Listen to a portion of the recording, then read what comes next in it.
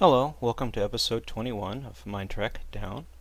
It's been a while since I've done an episode. I've got a lot of off-camera stuff done, including a significant portion of the ship is now, make sure I turn on hover mode there, is now iron. This has been the main reason why I haven't done any videos for quite some time. I think the difference for the end of episode 19 to this one's been about 2 weeks. Is I've been gathering iron. I've had to set up quite a few mining ages, and once they were set up I was able to mine, but then other issues came up, power problems, things like that, and well, one thing led to another. It just slowed me down.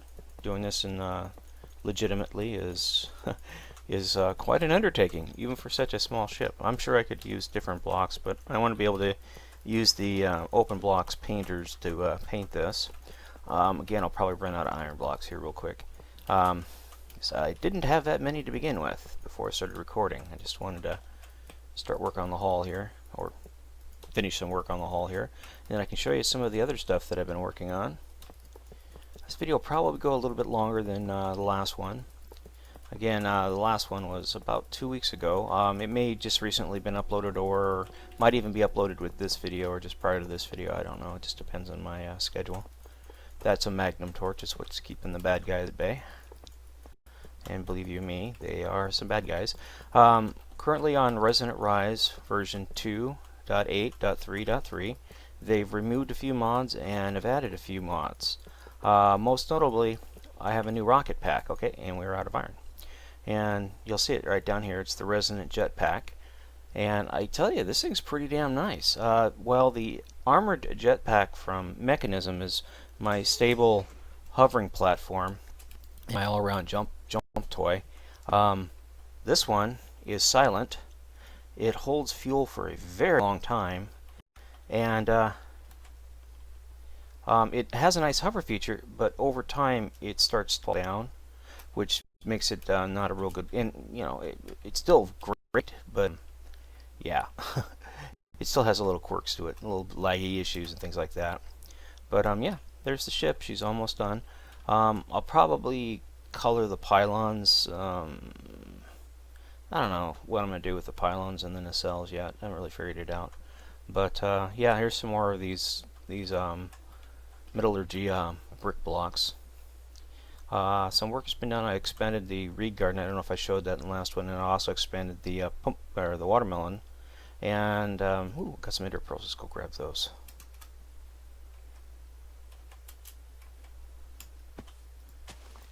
And I've been to the end. I found a dungeon, and I went to the end and killed the bad guy there and the dragon. I have hardcore ender turned off. I really don't like the mod itself. Don't ask me. I couldn't put my any one finger on it. I just generally just don't like hardcore ender at all. I don't know. It doesn't endear itself well to me. Anyways, come down here and stuff these away. And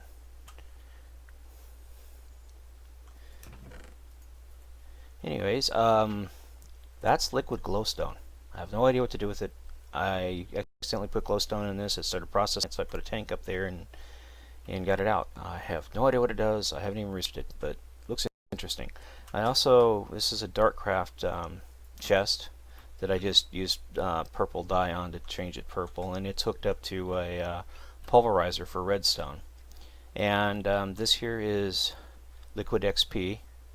It's currently full. I was screwing around with liquid XP, trying to figure out if I could use it to enchant tools and things like that, but anyways, here's the portal to the end. No sense going there, it's kind of lame. Been to one end, you've been to them all. I did make a couple of portal guns. I haven't fought a wither boss. In fact, I've killed like 1,000 wither. Seriously, literally.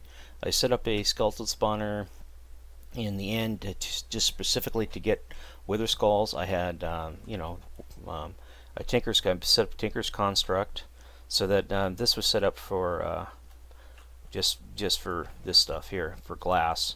And I found a vulcanite planet that had vulcanite ore. Can't get it anymore because the planet was corrupted, or excuse me, filling with corruption. So I got what I could, and I just like the color of the blocks. That's the only reason I got it.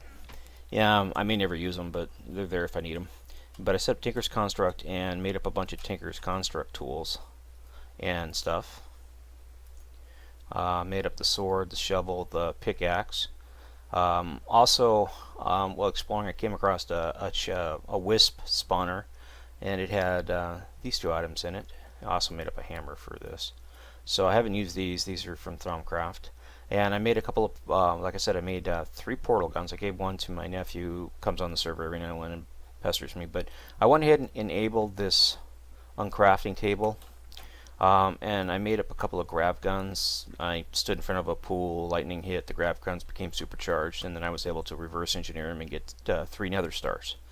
But that's how I got the nether stars. It's a cheaty way to do it. By default, this is deactivated in the configuration files, and I can understand why.